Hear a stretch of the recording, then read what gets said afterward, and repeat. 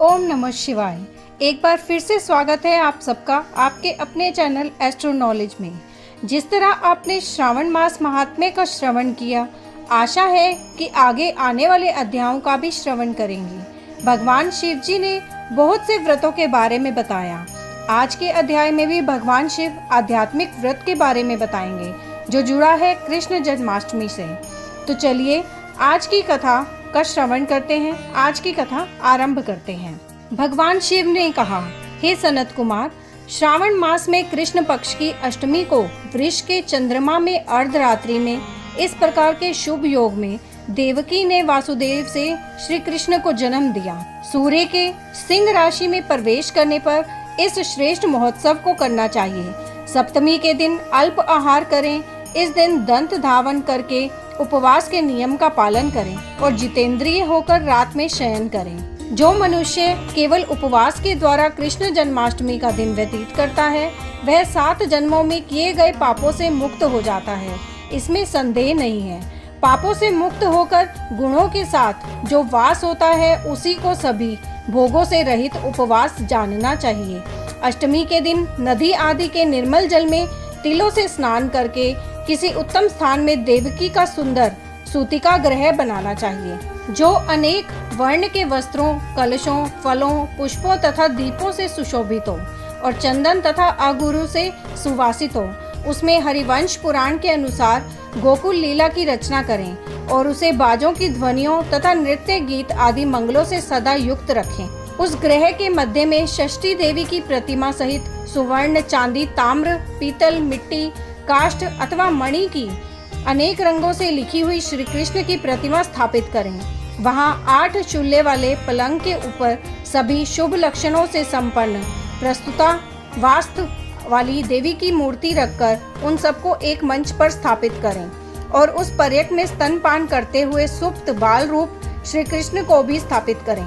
उस सूतिका ग्रह में एक स्थान पर कन्या को जन्म दी हुई यशोदा को भी कृष्ण के समीप लिखें। साथ ही साथ हाथ जोड़े हुए देवताओं, यक्षों, विद्याधरों तथा अन्य देव योनियों को भी लिखें और वहीं पर खड्ग तथा ढाल धारण करके खड़े हुए वासुदेव को भी लिखें। इस प्रकार कश्यप के रूप में अवतीर्ण वासुदेव जी, अदिति स्वरूपा देवकी, शेषनाग के अवतार बलराम, अदिति के ही अंश से प्रादुर्भूत यशोदा, दक्ष प्रजापति के अवतार नंद, ब्रह्मा के अवतार गर्गाचार्या, सभी अप्सराओं के रूप में प्रकट गोपिका वृंद, देवताओं के रूप में जन्म लेने वाले गोपगण, कालनेमी स्वरूप कंस, उस कंस के द्वारा व्रज में भेजे गए वृषासुर, वत्सासुर और कवलयापीड़, केशी आदि असुर, हाथों में शास्त्र लिए हुए दानव तथा यमुना दह में स्थित कालिय नाग, इन सबको वहां विचित्रित करना चाहिए।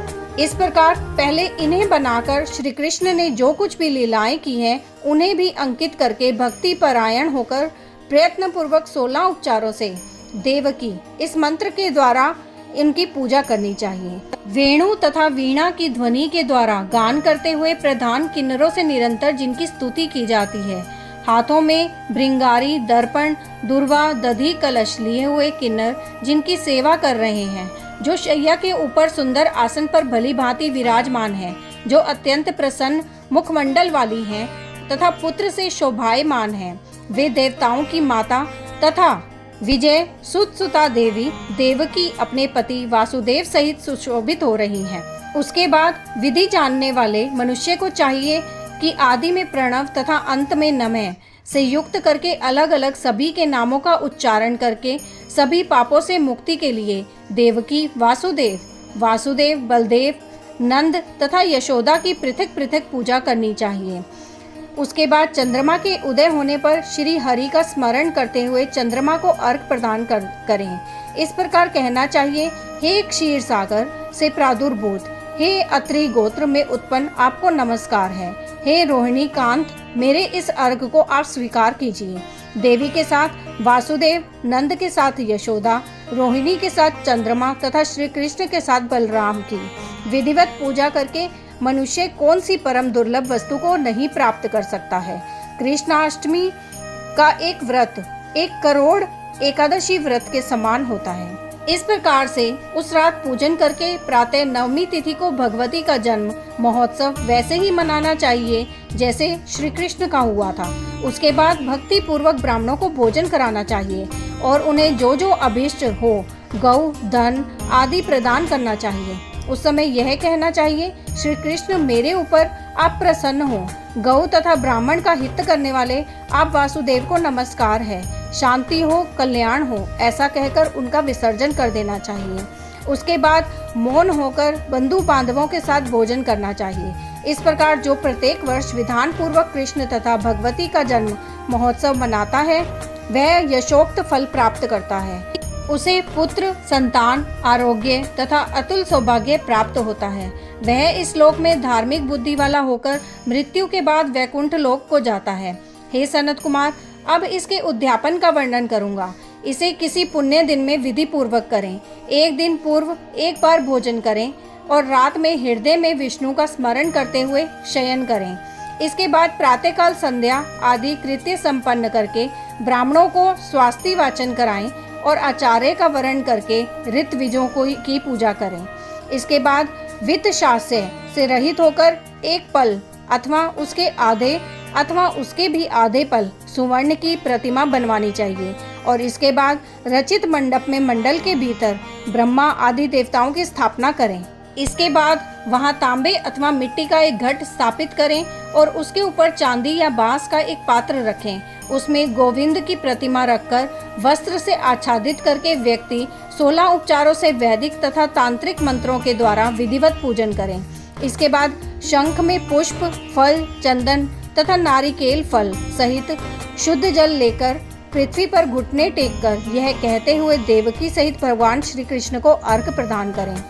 कंस के वध के लिए, पृथ्वी का भार उतारने के लिए, कौरवों के विनाश के लिए तथा दैत्यों के संहार के लिए आपने अवतार लिया है। हे हरे, मेरे द्वारा प्रदत्त इस अर्घ को आप देवकी सहित ग्रहण करें। इसके बाद बुद्धिमान को चाहिए कि चंद्रमा को पूर्वोक्त विधि से अर्घ प्रदान करें। पुनः भगवान से प्रार्थना करें, हे जगन्नाथ, हे देवकी पुत्र, हे प्रभु, हे वसुदेव पुत्र, हे अनंत, आपको नमस्कार है। भव सागर में मेरी रक्षा कीजिए। इस प्रकार देवेश्वर से प्रार्थना करके रात्रि में जागरण करना चाहिए।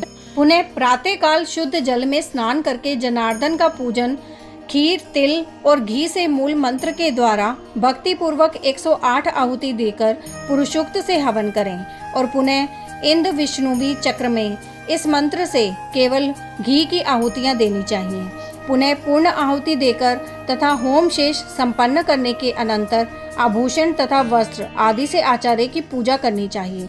उसके बाद व्रत की संपूर्णता के लिए दूध देने वाली सरल स्वभाव वाली बछड़े से युक्त उत्तम लक्षणों से संपन्न सोने की सींग, चांदी के खुर, कांसे की दोहनी, मोती की पूंछ, ताम्र की पीठ तथा सोने के घंटे से अलंकृत की हुई एक कपिला गौ को वस्त्र से आच्छादित करके दक्षिणा सहित दान करना चाहिए।